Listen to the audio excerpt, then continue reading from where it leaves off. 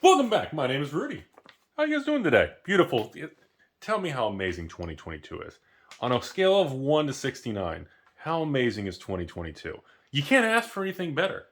First time in like 80 years or 60 years, just make up a number, like every asset class has declined. Inflation's doing great. We have nothing to be upset about. So today we're going to go over a couple things. We're talking about the impact of the Amazon dump from the little early Prime Day, whatever it was. We're going to talk about what that's happening now to the market.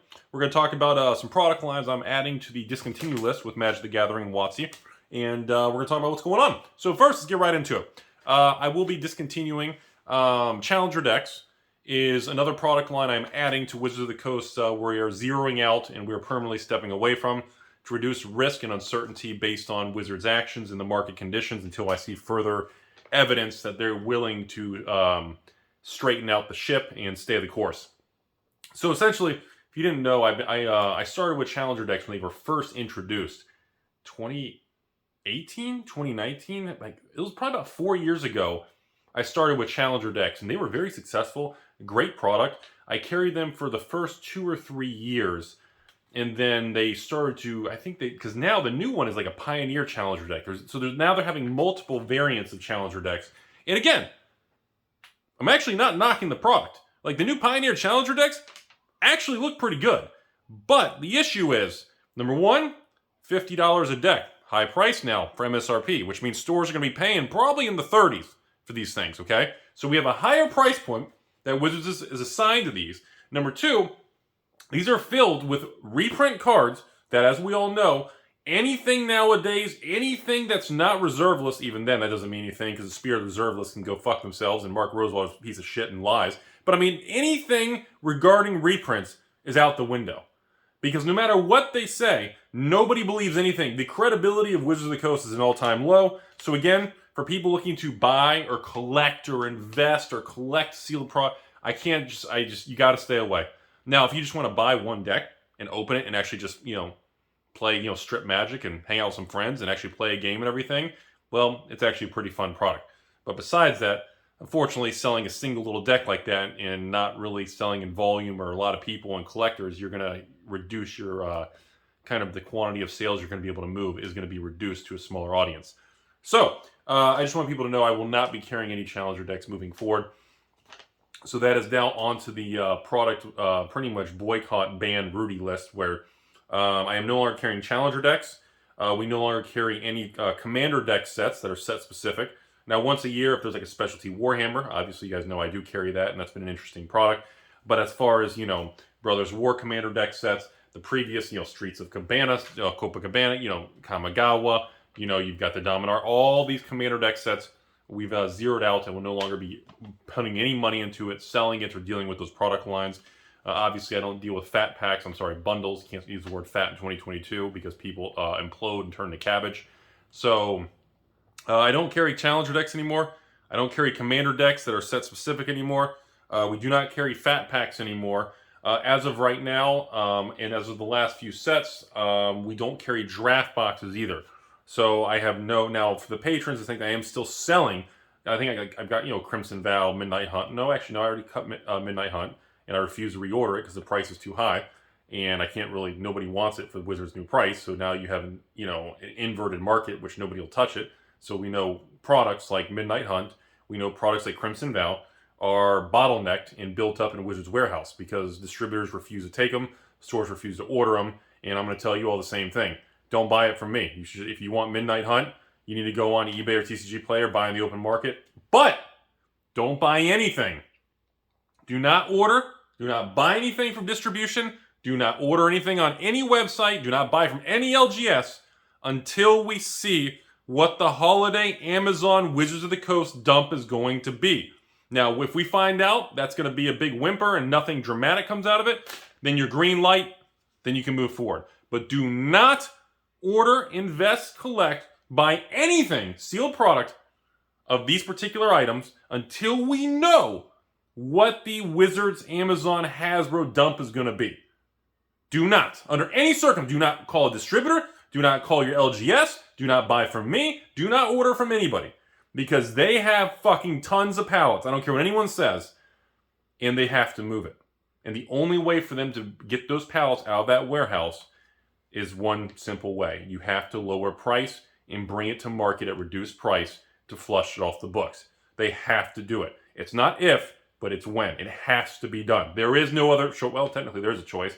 They could literally destroy the product. They could write off as a loss, and they could literally burn or destroy the product. I don't see Wizards Hasbro doing that. So, now that we're kind of going into this conversation now with the Amazon dump, I want to reflect on the results of the previous Amazon dump, specifically with Midnight Hunt and Crimson Vow collector boxes. Now, so if you look at TCG Player, eBay, the overall market with LGSs, Crimson Vow collector boxes were averaging about 145 to 155-ish with shipping plus tax. So let's call it 150, 160, even numbers, before the Amazon Hasbro Wizards Prime Day dump, okay? Right after that, there's a distinct, you could go on TCG Player right now, as of filming this video here, beginning of November 2022, Crimson Vow collector boxes. Look at the graph from that 150, 160, and immediately after the Amazon dump, and all these stores and everybody just gobbled it up, you can see an immediate waterfall, a repricing of the market once that happened. So we saw Crimson Vow collectors average in the 150s, immediately average to 120s. Once we saw people take delivery of the product, and actually stores and people resell it, flip it, whatever it is. So just the Amazon dump alone that Wizards of the Coast and Hasbro ran one time repriced those product lines by 20% lower. It's kind of a big deal. Now, of course, if you're people like me, I still have a pallet left over from the beginning, from a distributor and everything, and I paid, that was before the price increase. I paid $175 for collector box, or $170, whatever it is, plus fees and handling, credit card, whatever they charge. So now, example, if you're a store that paid $170s before the Wizards price increase, and you're trying to sell for $200, well, now it just got repriced to $120s, you're down about 40-50%, and in order to recover that, it's going to be easily 5+ years, and there is no short-term out. Either tax write-off, you sit on it, it's heavy bags, you're fucked. It is what it is. So, based on this situation, I can ensure everybody, is that even the right word, ensure? Assure. Rudy's dumb? Thank you very much. Gold star for you. Based on what we know happened, until we know what product lines Wizards is going to pull the red rope on, and Hasbro and Amazon are going to just get it out of the warehouse, you cannot make any just prudent collecting decisions. Period. If you're a player, you should only be buying a couple single cards. You shouldn't even be buying sealed product.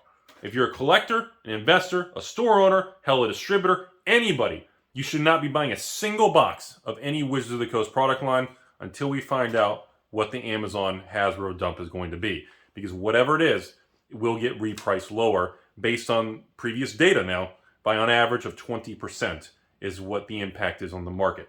So that's kind of a big deal. If you buy 100 boxes and it reprices 20%, well, essentially, if you wait, you can buy from Amazon. Fuck your LGS. Wizards doesn't care. You should buy only from Amazon, and you're getting 20%. So every 100 boxes you want, you get 20 boxes for free. That's what I would recommend everybody does. And if you're a player, you should never buy a sealed product anyways. In this market, they've made so many variants, you can buy every card for pennies. So that's where the market is right now. I know I'm coming off as a little frazzly, but the reality is we have to call it how it is. And this is what's going on. Now, eventually, Wizards will navigate their way out of this. They will learn that supply and print runs from 2021 era is just stupid. And if they continue to use that, they're going to annihilate and nuke the market. The negativity is an all-time high. People are just furious. They were people that literally... I get messaged. People literally messaged Rudy. I actually like the New Brothers War, but I really don't want to break my boycott of saying F Wizards because the whole Magic 30th anniversary, the Amazon dump, the price increase, the secret lair thing. I mean, the amount of reasons that people are pissed off. And then you got, and then you got all the people who pissed because we can have bearscapes, we can't have women anymore. Women are bad now. And then you've got the political version, then you've got the price increase version, then you got the inflation, then you got the ban cards. The amount of reasons that Wizards has provided the market to be angry. It's just, I've never seen anything like it. And that's, look at Wizards. I think Wizards, as of the filming of this video, Hasbro stock just hit a new low of $59 and change today. Today is what's today? November 3rd at about noon. I'm filming this video Eastern time, and Hasbro stock just broke to the 59 and change handle, broke below 60. And I see what's happening. I'm a shareholder. I'm down, I don't know, $50,000, $100,000 on just their position. But I'm not surprised. I can't blame it. I just looking at it, I'm going, you know, you make dumb choices, you do stupid things, you piss off everyone who supports your game, and then you go, why are things bad? Why are our numbers? Yes, you in the back. He says, fuck you for calling me price sensitive. Somebody escort that person out with the opinion. Get them out of here. So, we have fun. Losing money is fun. So we continue to grind through 2022's dumpster fire, folks. And so take away from this video is Brothers War looks like a great product. It looks like a lot of fun. The artifacts and everything. I'm actually a big fan of Transformers, but I still think putting Transformers cards in the middle of a Urza Mishra Brothers Artifact War, it just shows the disconnect. Do I think Transformer cards shouldn't exist? No, I just don't think they're being implemented correctly by randomly throwing a Transformer in the middle of a storyline, which doesn't mean anything, in a Magic product that has a certain vibe and feel of artifacts, which doesn't mean anything. And it's just the sloppiness and the lack of, I don't want to say respect, but the sloppiness and lack of just really making products feel a certain way and come off a certain way is just really, it's kind of gross. It's just kind of messy, you know? So I actually think Brothers of War looks like a really good, fun, beautiful product. Do I think it's going to do well? I do. I think it release. It's going to come out. It's going to be very successful. I think the draft boxes are going to continue to struggle in price. I think the collector boxes this time are going to be an interesting one because of the serialized cards. I don't know. As of the filming this video, collector boxes are sitting at about $214 plus tax, so about $225 with taxes and shipping and fees. I mean, $225 shipped. I mean, after shipping and fees, that's still decent, I guess. A store can make $5 to $8 a box, I guess. So, I mean, I don't know. It's going to be interesting to report back with everybody how that unfolds. But as far as the other product lines, I just have to, use extreme caution, everybody. I cannot be positive, stay the course, Rudy, because the variables on the chessboard have changed. And Wizards, for some reason, does not seem to be open-minded to making any changes right now. They seem to be complacent. They seem to be okay with products coming out, collapsing, stores and distributors that have been supporting them for 10, 20, 30 years. Even the distributors, some of these distributors have been with them since the beginning. And they seem to be completely complacent with even hosing the distribution chain, which no matter how much you think it's stupid that distributors exist or not, I don't really care. We shouldn't care because that's not what the video is about. The point is, even those individuals are just, their way of pushing back at Wizards and Hasbro is they're not even restocking standard product. And when they do need to place an order, they're not saying, hey, Wizards, how's it going? This is distributor ABC. Yeah, we need to restock a pallet of Kamigawa, a pallet of Streets, a pallet of Crimson, and a pallet of Dominaria. Make sure we have it. No, they're not doing that.